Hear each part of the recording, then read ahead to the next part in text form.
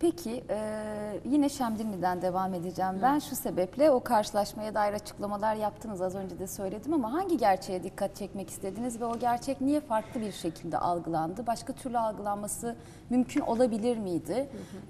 Onu da yanıtlarsanız. Şimdi açıkçası bizim oraya gidişimizin böyle bir karşılaşmayla sonuçlanacağını düşünmeden planlanmış bir ama sonuç itibariyle orada yol kontrolleri olduğunu yani biliyordunuz. Asıl bizim yapmak istediğimiz şey şuydu. Şemdinli'de 25 gündür çok yoğun çatışmalar yaşanıyor. Köyler de bombalanıyor. Çatışma bölgelerinde siviller yaşıyor, zarar görüyorlar ve bir şekilde bu Türkiye'nin gündemine girmiyor. Ortada ciddi bir savaş var. Biz bunu görelim ve çözelim demek için gittik ve orada sivil halk ne yaşıyor, ne oluyor bunu görelim diye gittik. Ve büyük bir heyetle gittik. Açıkçası tabii ki o bölgede yaygın bir gerilla faaliyeti olduğunu biliyorduk. En azından yani özgür basında, muhalif basında, sosyal medyada çıkan haberlerden biliyoruz. Hani susturulmuş bir medya var ama bir de hani az çok bunları yazmak için gayret eden bir medya da var. Buradan dolayı biliyorduk.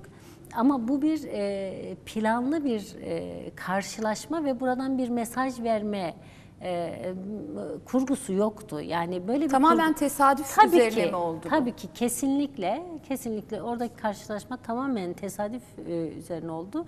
Açıkçası bu yol kesme eylemini yapan gerilla birimi de zaten rutin işlerinden birini yapıyormuş gibiydi.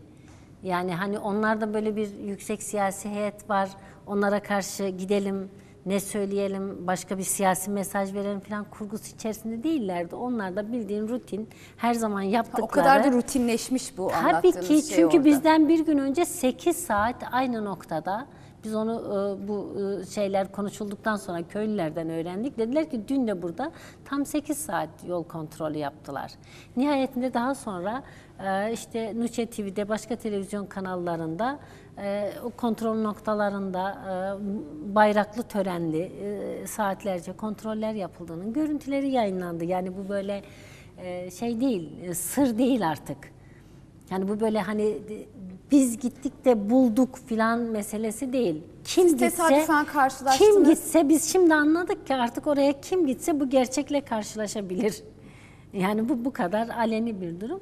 Fakat peki aynı şekilde mi karşılanırlar, sonra, aynı şekilde mi karşılarlar? Bu da tartışılıyor biliyorsunuz. Şimdi evet, buradaki durum şudur. Gerçekten böyle bir siyasi kurgu olsaydı biz de bir hani siyasetin gereği davranırdık belki. Ama böyle bir siyasi kurgu yoktu. Orada tamamen kendiliğinden sıradan ve insani bir durum vardı. Şimdi bir de biz yaklaşık 2 saatte o bölgeye girmiştik. Şemdinli çıkışından itibaren Şemdinli çıkışında büyük bir askeri yığınak var.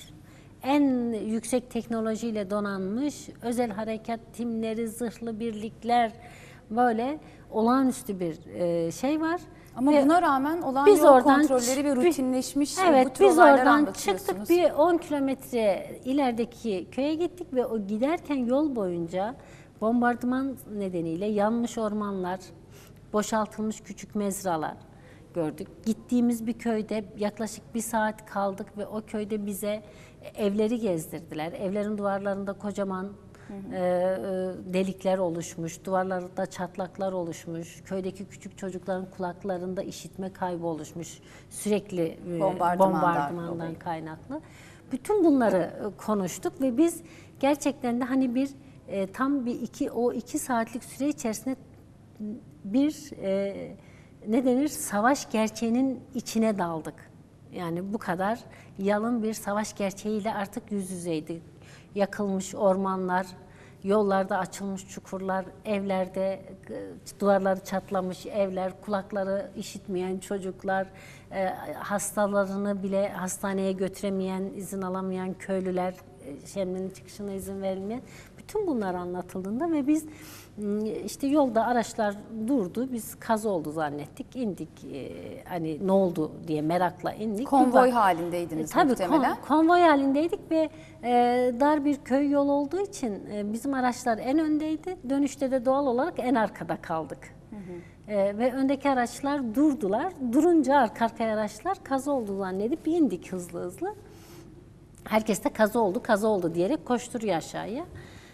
İndiğimizde artık hani o öndeki araçlardaki insanlar, kadınlar, analar, herkes inmiş. Yani bir sıcak atmosfer oluşmuş. Gene de kısmen gerillalar hani siz şöyle ayrılın, biz size hitaben bir konuşma yapacağız falan diye bir kendi rutin yol kontrolü prosedürünü uygulamaya çalışıyorlar ama bunu dinlemeyen bir halk var. Yani onlar böyle bir sıcak sevgi hali içerisindeler. Açıkçası biz de bu duygu yoğunluğu içerisinde, bu savaş gerçeğinin kendisi içerisinde sıcak bir karşılaşma anı yaşadık. Ben bundan açıkçası Türkiye kamuoyu isterse Kürt sorununun gerçeğini görebilir ve buradan bir çözüm çıkarabilir.